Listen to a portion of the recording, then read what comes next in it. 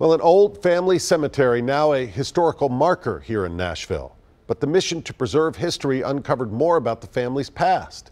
News Channel 5's Kelsey Gibbs spoke with ancestors who discovered several slaves were also buried at their family cemetery.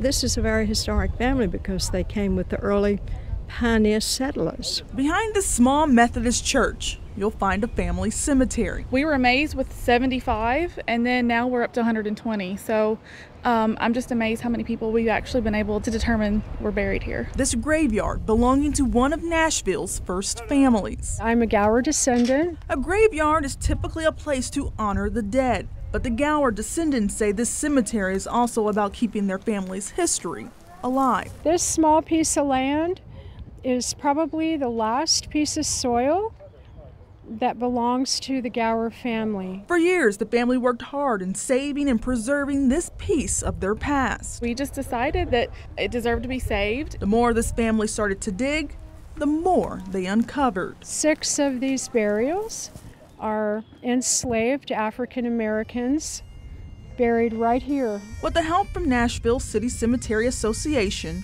archaeologists, and an old plat map, they learned more.